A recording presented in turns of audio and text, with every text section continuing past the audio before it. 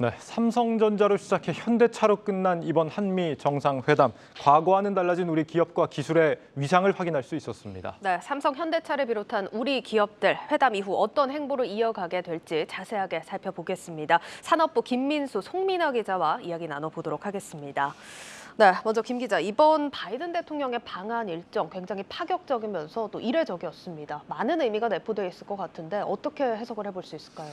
일단 미국의 뉴욕타임즈가 이렇게 표현을 했습니다.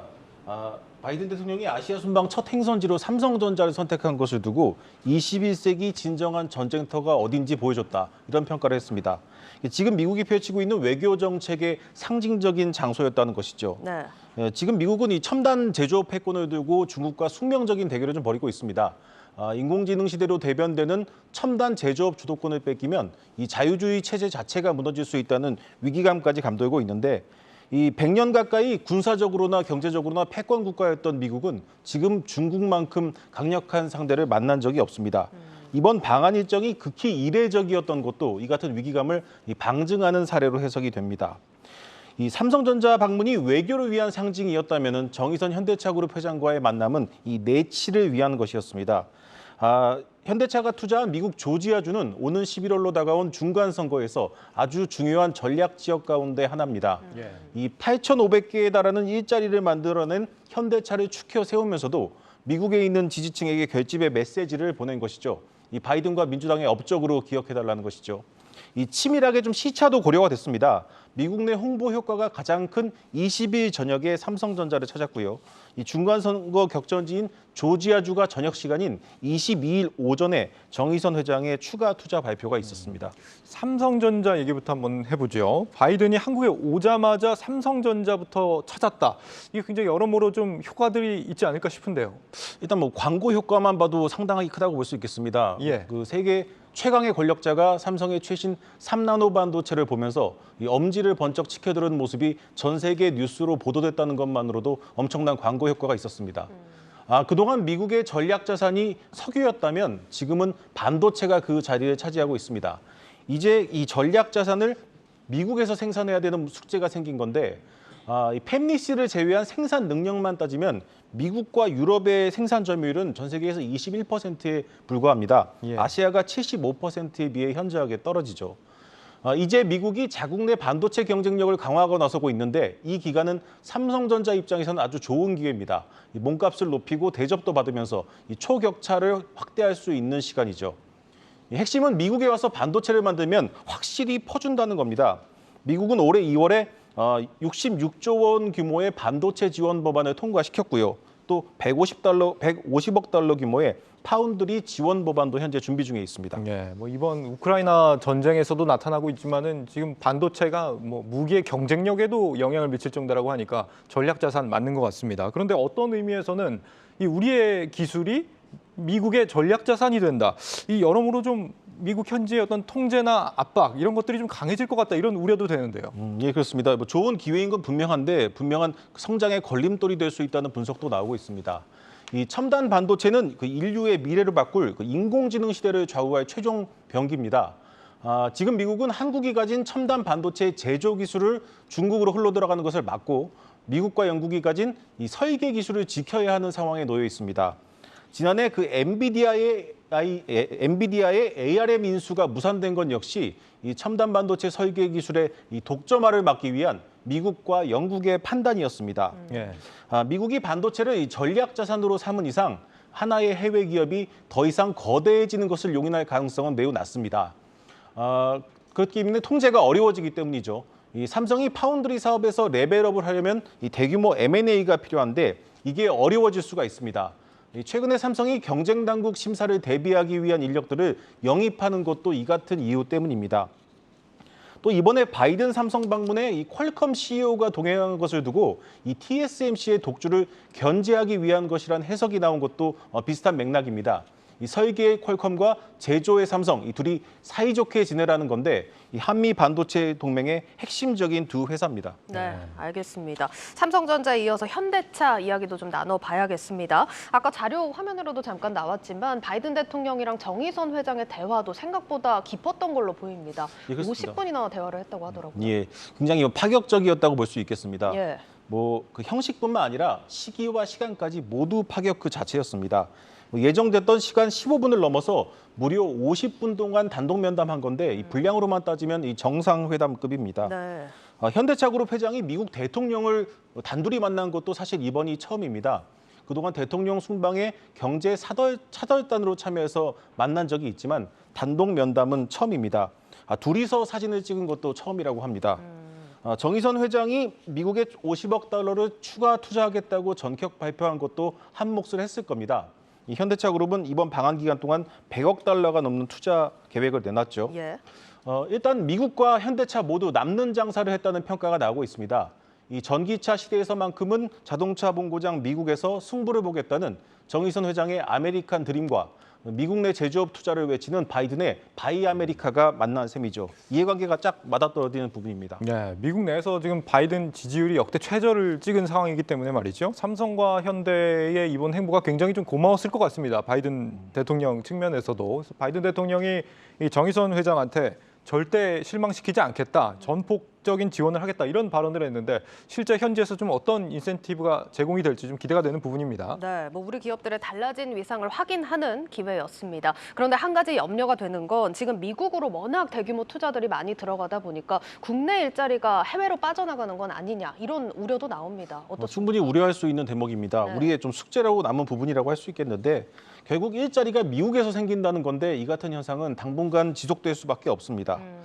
예를 들어 설명해 보면 이 삼성전자가 현재 미국 텍사스주의 파운드리 공장을 짓고 있습니다. 미국은 삼성전자가 20조 원을 투자하면 최대 9조 원에 달하는 세액공제 혜택을 주는 파격적인 조건을 내놨습니다. 예. 만약 한국이라고 치면은 20조 원을 투자하면 2조 원 정도의 공제를 받게 됩니다. 현대차의 조지아주 전기차 공장 역시 이 부지를 공짜로 주는 것은 물론 엄청난 세금 감면이 있을 것으로 예상이 됩니다. 기업 입장에서는 마다할 이유가 없습니다. 그런데 우리나라는 반대로 좀 기업들이 나가고 있는 상황입니다. 물론 국내 기업의 그 미국 투자는 불가피한 측면이 있습니다. 글로벌 공급망이 재편되고 있고 미국의 수요가 좀 충분하기 때문이죠. 하지만 이를 감안하더라도 상황은 심각합니다. 수출입은행 자료를 보니까 통계를 집계한 2014년 이후에 8년간 해외로 나간 기업은 2만 3,200여 개였는데 반대로 국내로 들어온 기업은 108개에 불과했습니다. 네. 예.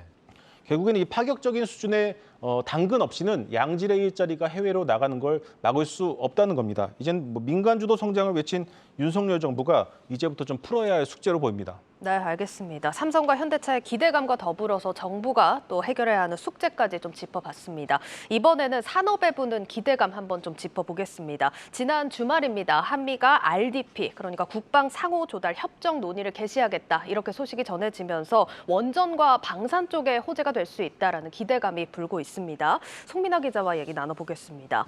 송 기자, 일단 업계에서 가장 적극적인 움직임을 보이는 곳이 어디입니까? 네, 이번 방위산업 기업을 좀 취재해본 결과 이번 RDP, 그러니까 국방 상호 조달 협정이 체결이 되면 가장 눈에 띄는 성과가 예상되는 곳은 한국항공우주산업, 카이였습니다. 네. 이 국방 전력 가운데 이 항공기는 그 다른 육상 전력에 비해서 수출 단가가 좀 더 높고요. 그다음에 공급하는 업체가 지속적인 사후 관리를 할 수밖에 없는 시스템이기 때문에 좀 안정적인 미래 먹거리로 불리고 있습니다.